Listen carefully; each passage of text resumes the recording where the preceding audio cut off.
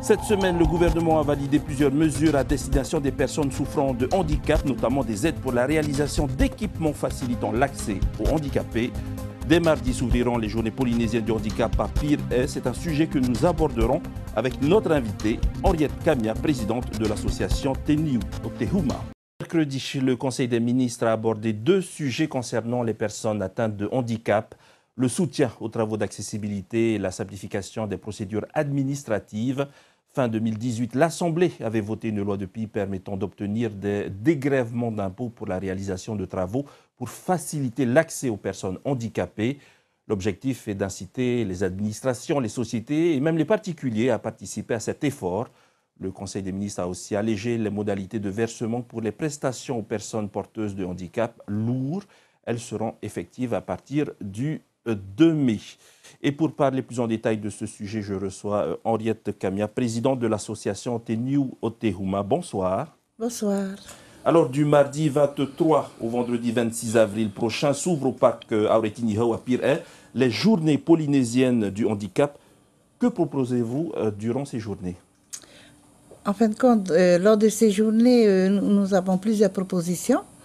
D'abord, ça nous permet de nous rencontrer, aussi bien le monde du handicap et le monde, je veux dire, des valides. Souvent, on dit, les gens normaux, parce qu'on a l'impression parfois que nous, on n'est pas normaux, mais on a juste un handicap qui fait qu'on a quand même les mêmes besoins comme n'importe quelle personne dans la société. Donc, vous proposerez des animations, des ateliers d'information et quoi d'autre encore? Oui, enfin, il y aura aussi des commissions de travail, des commissions de réflexion, parce qu'en 2017, nous avons initié les assises du handicap, où on est sorti un schéma directeur avec vraiment des axes où nous aurions travaillé tous les ans, chaque année. L'année dernière, nous avons travaillé sur l'insertion professionnelle, et cette année, on aimerait bien faire le bilan de cette année consacrée à l'insertion professionnelle et amener un nouveau thème qui est le transport des personnes handicapées. Parce que ça reste un gros problème ici en Polynésie par rapport, si on veut que l'insertion sociale et professionnelle des personnes handicapées puisse se faire dans de bonnes conditions, il faut vraiment qu'on puisse faire quelque chose au niveau du transport et au niveau de l'accessibilité. Mais on peut pas tout travailler en même temps, parce qu'on va aller pas à pas et peut-être comme ça, en essayant de voir chaque année les avancées et où ça cloche et où on pourrait améliorer. Des bilans d'étapes que vous faites régulièrement. Je parlais tantôt des aides du gouvernement et de l'Assemblée pour favoriser l'accès des personnes handicapées à certaines structures. Vous estimez qu'il reste encore beaucoup de travail à faire? Oui. En termes d'accessibilité? Ah oui, ça c'est énorme ce qu'il reste à faire. Je vous assure, on dit toujours on n'a rien fait.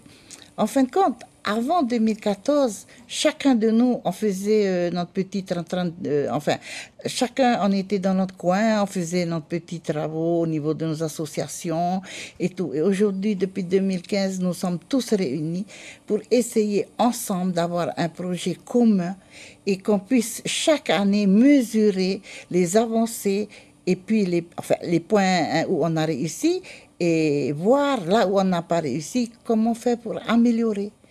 Et c'est vrai que là, je suis contente d'entendre ce que vous venez de dire. Je pensais que le président allait nous l'annoncer pendant les journées du handicap, mais c'est pas grave, c'est bien de savoir, parce que ça fait quand même des années que nous attendons aussi ces mesures, et c'est bien que maintenant, petit à petit, c'est bien pour le président, il est très sensible à nos pour la cause des personnes handicapées. Je sais qu'il en a même fait comme une priorité. Il fait partie des priorités du gouvernement. Je parlais, enfin, vous aviez vous-même rappelé que pendant les journées polynésiennes du handicap, il y aura donc des thèmes qui ont été abordés dans les assises du handicap. Quels sont pour vous, outre le transport, les thèmes majeurs à développer dans les mois, dans les années à venir pour les personnes souffrant de handicap? là, pour moi, tout est important. Et c'est pour ça qu'on était obligé de choisir chaque année un thème parce que c'est pas évident. Il faut déjà, au niveau de l'insertion, hein, nous avons déjà la loi qui est mise en place. Et en 2018, avant 2018, cette loi ne s'appliquait qu'aux entreprises privées. Suite à nos combats et à nos travaux ensemble, hein, moi, comme je dis, on n'est pas des ennemis, on travaille ensemble en partenariat. Parce que souvent, on oublie que nous avons l'expertise du handicap, nous vivons tous les jours avec ce problème et il faudrait de temps en temps nous écouter. Et en fin de compte, c'est ce qu'aujourd'hui, le président du pays, il le fait. Il nous écoute, il nous reçoit, il nous dit comment, et même des fois, il accepte, hein, il accepte nos recommandations, nos préconisations. Et c'est ça qui est bien. Et justement, ça fait plus de 20 ans qu'on vous connaît, Henriette, à vous battre pour la condition des personnes handicapées. Est-ce qu'en 20 ans, vous avez vu une évolution de la situation des personnes handicapées en Polynésie? Je ne vais pas dire que non, mais je n'ai pas en tête. Mais c'est vrai qu'il y a eu... Est-ce que pour vous, c'est suffisant? Écoutez, même vous, même chez les normaux, ça ne suffit jamais. Nous aussi, on dit, on veut vraiment qu'il y ait l'accès à nos droits fondamentaux. Ça, on ne va pas lâcher ça. Et je crois le gouvernement, il en est conscient. Et c'est pour ça, comme je t'ai dit maintenant, tous les ans, on va donc mesurer nos avancées sur chaque thème et peut-être au bout de 5 ans, on verra les choses s'améliorer un peu plus. Hein. Au niveau de l'emploi, on a quand même l'administration qui s'est imposée cette loi d'embauche là, alors qu'avant, il ne le faisait pas. Et bientôt, on aura des mesures comme les droits. Et ça vient d'être appliqué là, dans les procédures. Parce que jusqu'à aujourd'hui, les personnes handicapées, on est obligé d'aller prouver qu'on est handicapé. Vous vous rendez compte? Déjà que c'est pas fatigant, que c'est pas agréable d'être handicapé, il faut qu'on ait prouvé qu'on est handicapé. Et nous, on l'a toujours dit, un amputé, ça va pas, la jambe va pas repousser, le bras va pas repousser. Moi, je suis aveugle, carrément aveugle. Peut-être il faut que j'aille à Lourdes pour que je revoie. Mais aujourd'hui, je sais que je ne reverrai plus jamais. Et tous les 5 ans, on me demande d'aller dire que je suis aveugle. Voilà. Ça fait mal. Justement, nous suivrons de très près ces journées polynésiennes du handicap. Merci beaucoup, Henriette, pour toutes ces explications. Donc, je rappelle que vous êtes présidente de l'association Teniu Ote. La fédération. De la fédération Teniu Ote. Merci beaucoup.